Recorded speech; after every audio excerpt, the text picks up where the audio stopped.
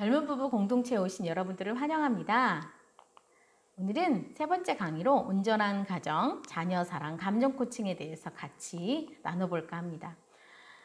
여러분은 자녀를 교육함에 있어서 누구의 눈으로 보고 있습니다. 성경에는 하나님의 눈으로 우리 자녀를 보라고 말하고 있는데요. 성경은 자녀를 바르게 사랑하고 양육하는 방법을 구체적으로 제시하고 있습니다.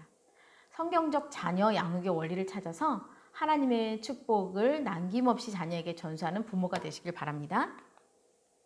성경적 인간관을 보면 우리는 하나님 형상으로 창조되었습니다. 하나님 형상이란 하나님을 닮았다는 것입니다. 하나님과 교제하는 영적인 존재입니다. 그래서 하나님과 교제하며 살아갈 때 가장 최고의 삶을 살 수 있습니다.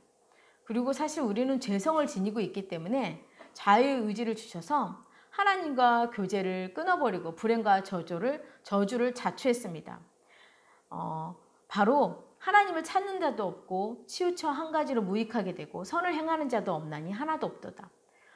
가르친 적도 없는데 싫어, 아니야, 내 거야, 미워 하는 이기적인 성향을 우리가 볼 수 있는데요. 근본적으로 이건 자녀 속에 죄의 경향성을 말하고 있습니다. 죄의 소원은 내게 있으나 너는 죄를 다스릴지니라.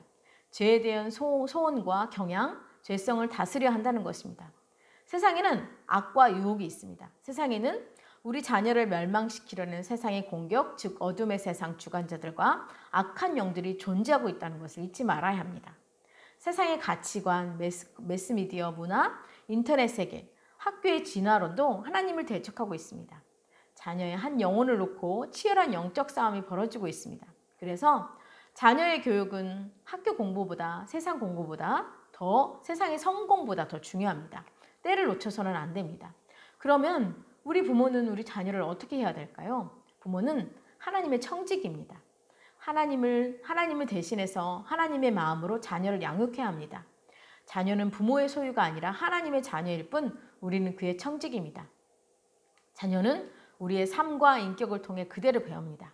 말로 가르친다면 거짓과 위선을 배울 것이고 진실한 생활과 행동을 보여준다면 진실함을 배우게 될 것이고 부모님을 공경하는 모습을 보여주면 부모님께 효도를 할 것이고 감사를 표현하면 감사를 배울 것입니다.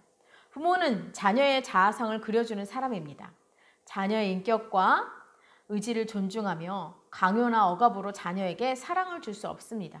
자녀에게 던진 말 한마디에 자녀들은 나는 정말 귀하구나. 어쩜 이렇게 사랑스러울까? 하나님도 너를 자랑스러워한단다. 좋은 자아상으로 대인관계나 자신감, 실패에서 일어나는 건강한 자아를 가지게 됩니다. 그러나 반대로 너무 마음에 들지도 않고 실망스럽다. 뭐 잘하는 게 하나도 없구나. 누가 널 좋아하겠어? 하나님도 널 보시면 실망하겠어? 라는 하나님도 나를 사랑하지 않는 왜곡된 자아성을 형성하면 열등감, 무력감, 낮은 자존감, 수치감, 죄책감, 분노가 형성될 수 있습니다. 우리는 마지막으로 우리 부모는 자녀가 가정의 중심이 아니라 부부가 가정의 중심이어야 합니다. 자녀에게 부모는 자신을 보호해주는 절대적인 존재와도 같습니다. 부부의 불안은 불안과 두려움에 상처를 줍니다. 부부가 서로를 무시하고 자녀 앞에서도 무시하는 원만하지 못한 부부의 관계는 소리 없는 폭력이 됩니다. 자녀 앞에서 싸우지 마시기 바랍니다. 소리 지르거나 이혼하거나 협박하거나 폭력들은 자녀들을 무섭게 합니다. 부부가 서로 존중하는 태도는 자녀들에게 사랑받고 존중받는 남성과 여성상을 형성하여 자녀가 행복한 결혼과 가정생활에 대한 기대를 가질 것입니다. 자녀를 사랑한다면 남편을 세우시고 아내를 존중하고 아껴주세요. 이것이 자녀 사랑의 시작입니다. 자녀가 우리 품을 떠나기 전에 마음껏 사랑해 주시기 바랍니다. 그런데 우리 부모는 우리 자녀들에게 좋은 사랑을 해줄 수 있지만 잘못된 사랑도 하게 됩니다. 부모가 자녀를 잘못 사랑하면 자녀는 사랑에 목마르게 됩니다. 다른 사람을 사랑하기는커녕 자신도 사랑할 수 없고 결국 하나님의 사랑도 느끼지 못하게 됩니다.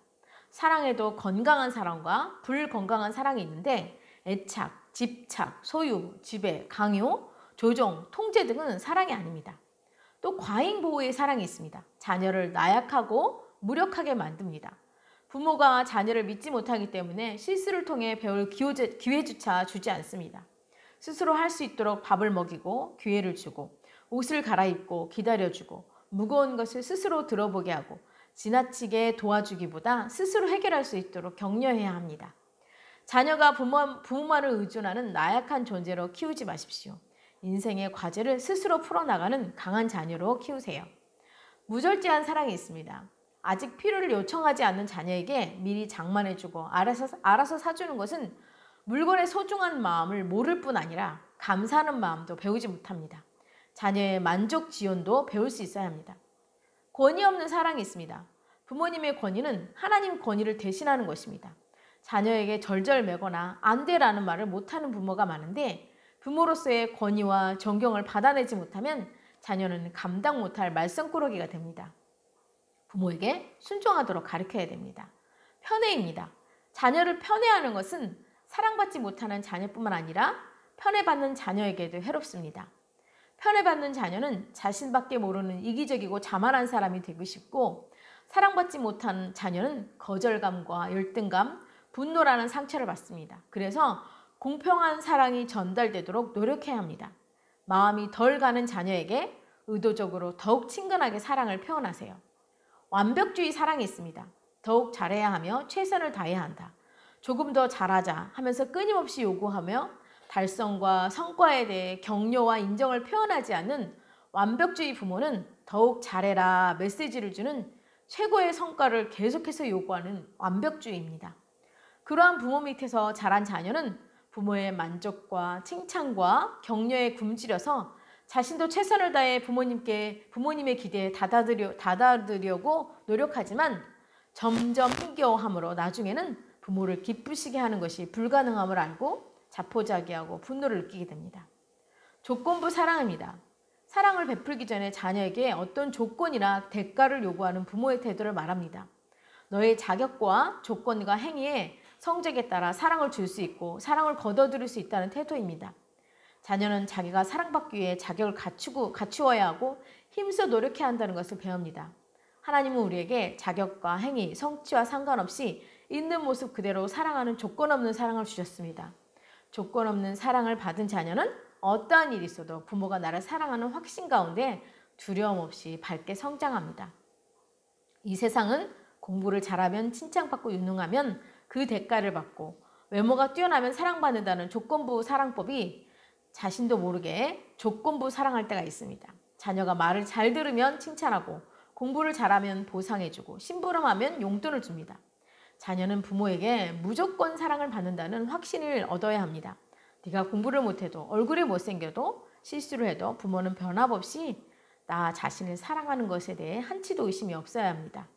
그렇다면 참 사랑을 어떻게 전달할까요? 자녀를 보면 활짝 웃어주세요. 나를 볼 때 찡그린다면 존재의 무가침을 느낍니다. 뭔가 내가 또 잘못했구나. 나를 싫어하나 보다. 나는 자격 미달이야. 너는 못마땅해. 내 말 들어. 내 말 들어야 너를 사랑할 거야. 부모의 눈치를 보는 훈련을 하게 합니다. 너의 존재 자체가 나에게 기쁨이야 하는 조건 없는 사랑의 메시지를 전달해 주어야 합니다. 또 하루에도 몇 번이라도 아이가 옷을 더럽혀 왔을 때, 성적이 떨어졌을 때, 마음이 불편할 때도 자녀를 보며 무조건적 웃음을 선물로 제공해 보세요. 조건 없는 사랑은 웃음 말고도 사랑의 말로 표현할 수 있습니다. 아유 귀해라. 정말 사랑스럽구나. 엄마는 너만 보면 좋다. 아빠가 피곤했는데 우리 자녀를 보니 피곤이 싹 가시는구나. 요게 없었으면 어쩔 뻔했어. 천만금을 준다 해도 너랑 바꾸나 봐라. 반대로 저게 왜 태어났는지 몰라. 아유 지겨워. 못 살아. 아유 저 원수. 저리 가. 꼴도 보기 싫어. 정말 마음에 안 든다. 진짜 실망스럽다.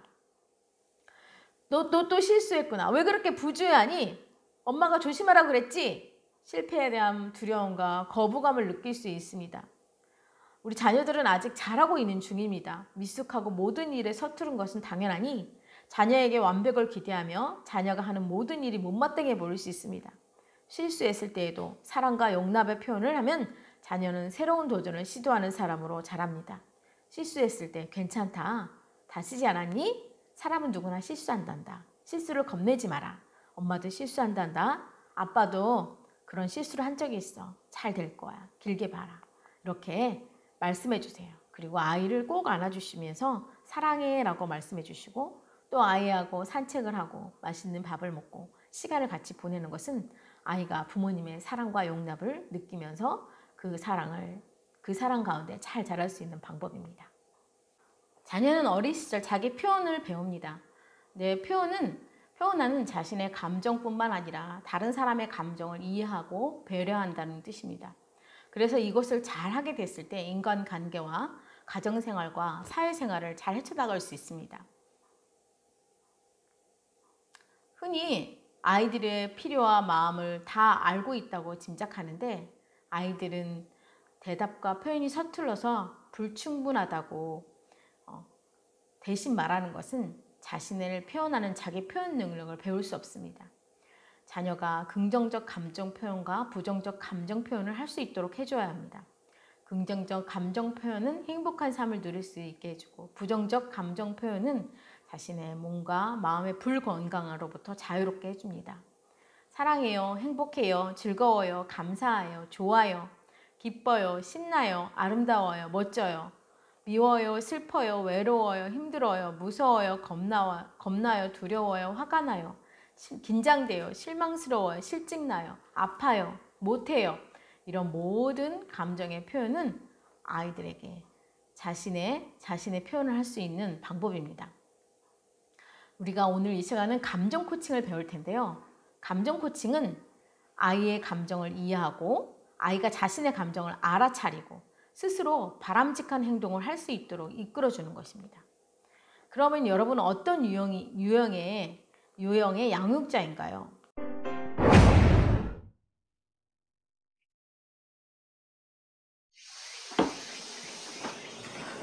형규야, 너 엄마한테 인사도 안 하고 학교에서 무슨 일 있었어? 학교에서 혼났어요. 왜? 왜 혼났어? 숙제 때문에요. 숙제? 너 어제 숙제 안 해놨어? 아니에요! 숙제했는데 깜빡하고 안 가져갔단 말이에요.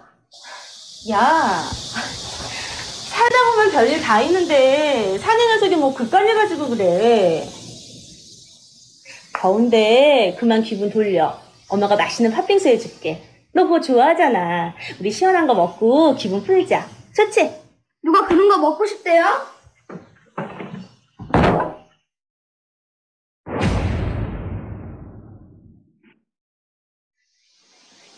야! 아니 학교를 갔다 왔으면 엄마한테 인사를 해야지. 다녀왔습니다. 아이고 엎드려 절 받기도 일본수지. 근데 너 표정 왜 그래? 아무것도 아니에요. 엄마 말이 말 같지 않어? 사실은 오늘 학교에서 선생님한테 혼나서. 뭐 혼났다고? 아니 왜 그랬어? 네가 뭐 잘못했으니까 그랬을 거 아니야. 뭐야 뭐 때문에 혼났어? 숙제를 다 했는데 숙제를 안 가져가서 그랬어요. 그러게 책가방 잘 챙기라고 엄마가 몇 번을 말했어. 내가 너 그럴 줄 알았어. 아니 뭘 잘했다고 신경질이야? 얼른 문 열어와. 어디서 배워먹은 버르장머리야?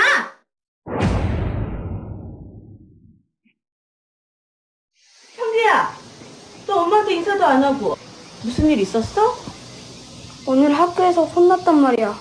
아유, 우리 귀한 아들이 혼났다고? 어제 숙제 다 했는데, 아이씨, 그냥 집에 놓고 갔어.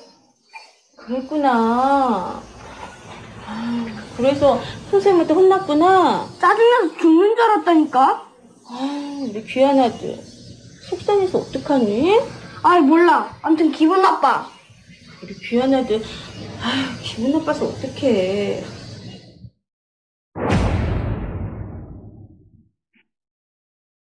형규야, 너 엄마한테 인사도 안 하고 무슨 일 있었어? 학교에서 혼났어요. 어이, 그래?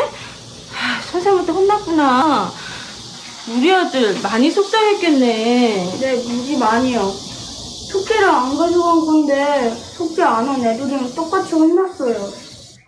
숙제를 잊고 간 것뿐인데 안 한 애들이랑 똑같이 혼나서 화가 많이 났구나. 근데 엄마도 그런 적 있었다? 그래요? 정말 엄마도 그랬어요? 차라리 숙제를 안 하고 혼났으면 괜찮았을 텐데 하고도 혼나니까 되게 불공평하게 느껴지더라. 너 기분은 어땠어? 맞아요. 불공평한 것 같아서 화가 났어요.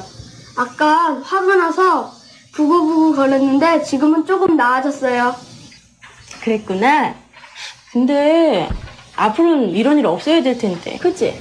생각해보니까 책가방을 잘 안 치는 것도 잘못은 잘못인 것 같아요. 아침에 한 번 더 확인할게요. 그렇게 생각해? 네, 그리고 학교 다녀와서 인사 못해서 죄송해요. 그래. 간식 좀 줄까? 잘 보셨죠? 축소 전환형은 별거 아니야. 넌 슬픈 게 아니야. 뭐 그런 일로 슬퍼할 거가 있어. 뚝 그쳐. 이거 줄게. 아이의 감정을 무시합니다.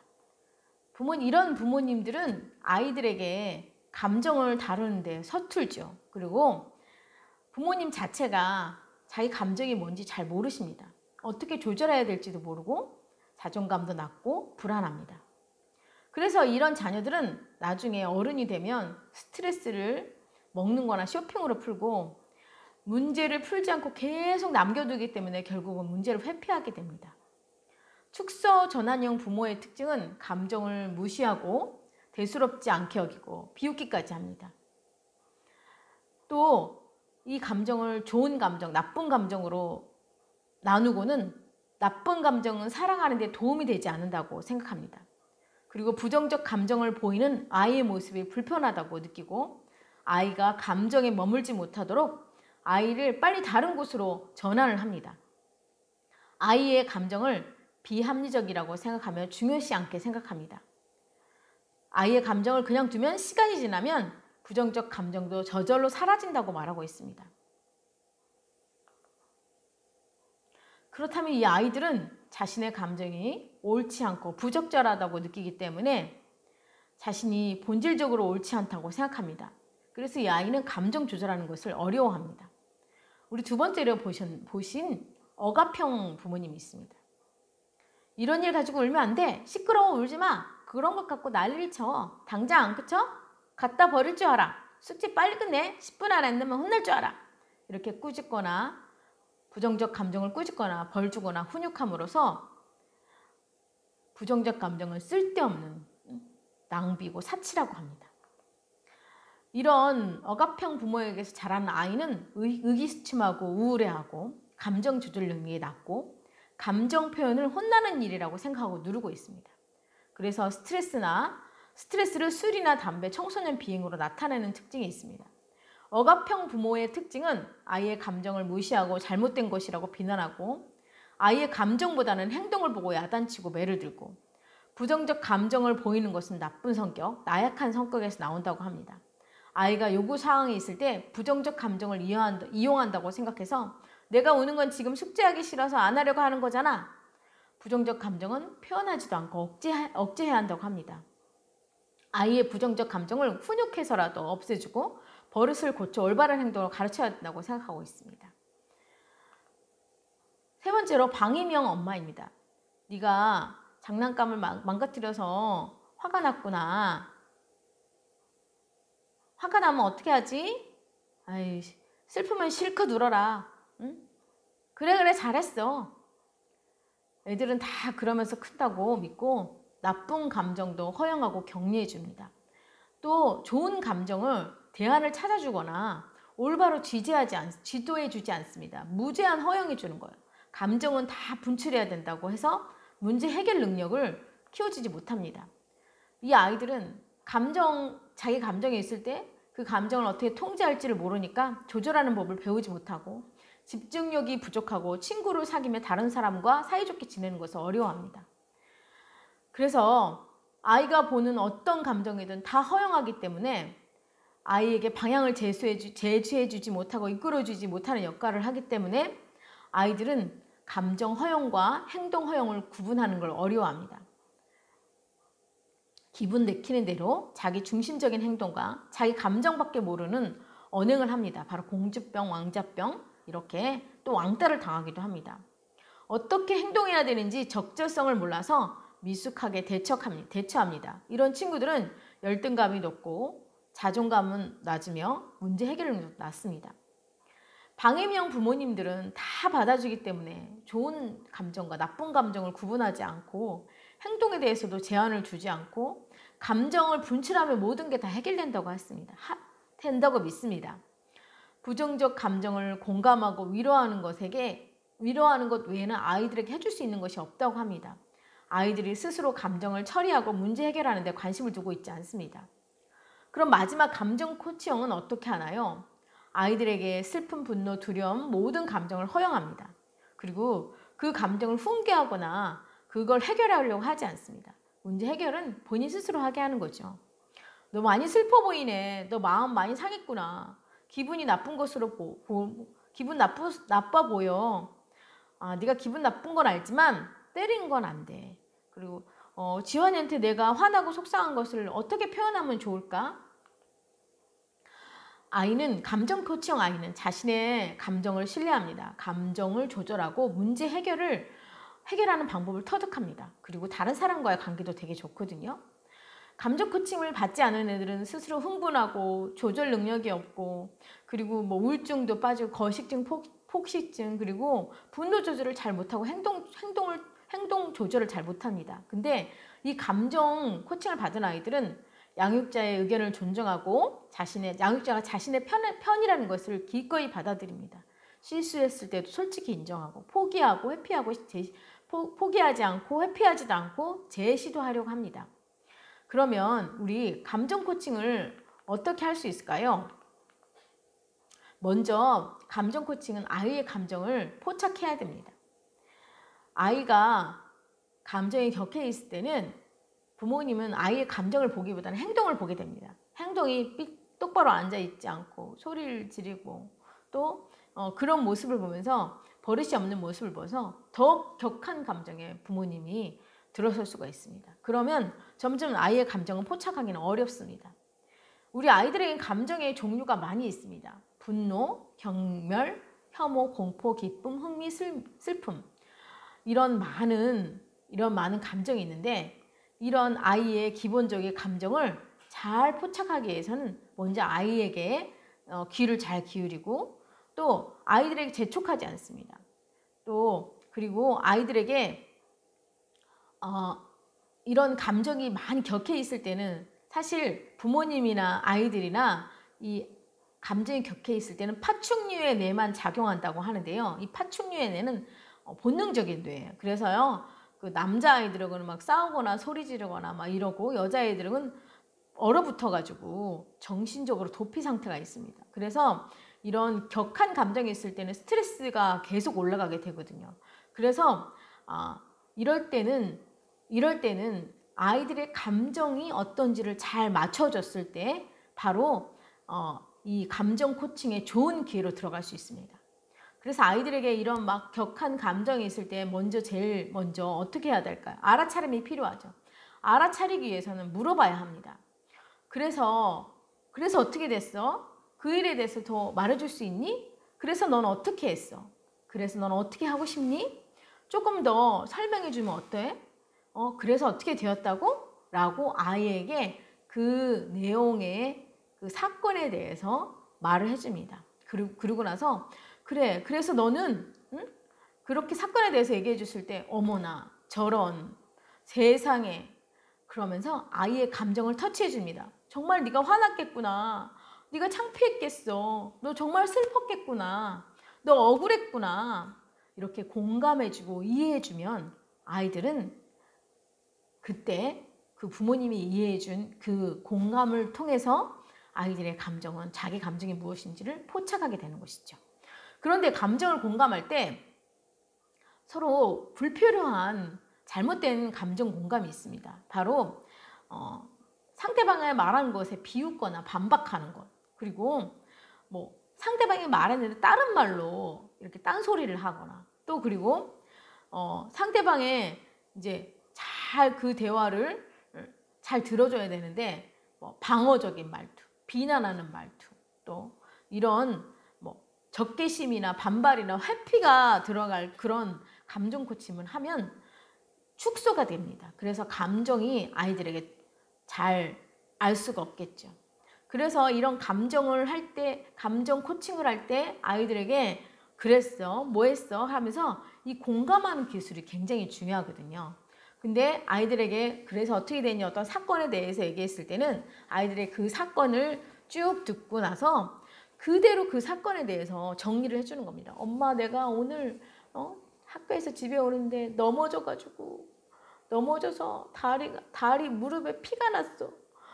아, 그러면 무릎에 피가 그 엄마가 말할 때 어떻게 하냐면, 아, 네가 학교에서 갔다 오면서 넘어져 갖고 다리에 피가 났구나 이렇게 하고, 또 아이가 피가 나서 엄마 나는 너무 속상해 라고 했을 때, 아, 네가 학교에 갔다 오면서 넘어져서 다리에 피가 나서 속상했구나, 정말 속상했다 라고 말하면서 그 아이의 말을 그대로 반복을 해주는 거예요. 미러링을 해주는 거예요. 그 아이들은 이렇게 부모님이 비판하지 않고 분석하지 않고 그 다음 그 말을 그대로 해주는 거에 대해서 안정감을 느낍니다. 아, 나의 말을 부모님이 듣고 위로해 주는구나 라고 안정감을 느끼는 거죠. 그리고 그 다음에 말할 때 부모님은 어떻게 얘기하냐면요. 네가 그런 식으로 하니까 안 되지 이런 게 아니라, 아, 나도 뭐 속상했어 라고 말했을 때, 아, 나도 네가 학교 갔다 오면서 넘어져서 무릎이 다쳐서 피가 난 걸 보니까 엄마도 마음이 되게 속상해 라고 하면서 나 전달법으로 어떤 일이 있었는데 엄마의 마음도 그렇다라는 것을 표현해 주면 됩니다.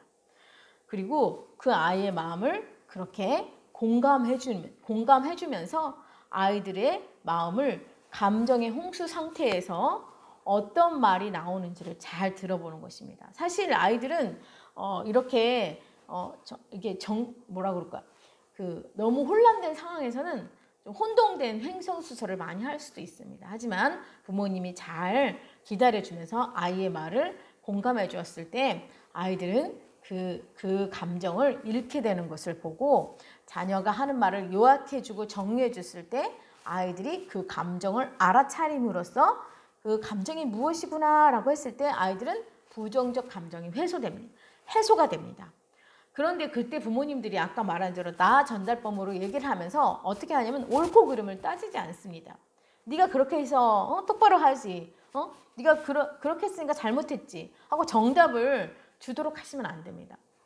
그래서 네가 속상했구나, 아유 엄마도 네가 이렇게 하는 게 이렇게 해서 엄마도 되게 속상해 라고 말하면, 그러면 어떻게 하면 좋지? 라고 아이에게 물어봤을 때 아이가 스스로 자기의 상황을 극복하도록 기다려주는 것입니다. 이 기다려줬을 때 아이가 엄마, 그럼 나는 지금 너무 속상한데 약을 발라주고 뭘 해줬으면 좋겠어. 그러면 내가 안 아플 것 같아. 이렇게 얘기했을 때 자기가 자기의 목표를 확인해주고 이런 일을 했을 때 부모님이 같이, 아, 그래, 너가 이렇게 약을 바르고 무릎을 잘 해주면 기분이 좋아질 것 같다 이런 거지. 그럼 우리 그렇게 한번 해볼까? 라고 말하는 것입니다. 이것은 단적으로 어떤 무릎이 다친 얘기인데, 사실 친구들과 상황에서 친구들이 막 싸웠는데 친구들과 싸웠는데 나는 이 친구가 너무너무 미워 라고 했을 때 아이가, 그럼 엄마가 다 그 얘기를 받아주면서, 아, 그래, 너가 그런 것들 때문에 많이 속상했구나 라고 했을 때, 그렇지만 너는 그래서 그 친구랑 어떻게 하고 싶니? 라고 말했을 때 엄마가 한계를 지어주는 것이 좋습니다. 친구 그렇다고 앞으로도 계속 친구가 미워한다고 때리는 것은 좋지 않은 일이야. 어떻게 했으면 좋을 것 같아? 라고 말했을 때 아이가 그래 엄마, 나도 그럴 때는 마음이 힘들었지만 이제 친구를 때리지 않을 거야 라고 하면서 아이들에게 어떤 한계를 지어주고 할 수 있는 방향을 부모님들이 자꾸 해결책을 선택하도록 도와주면 아이가 그 필요를 알고 그 다음에 그 다음에 행동의 한계를 아이가 알고 그대로 실시할 수 있게 되는 것이지요.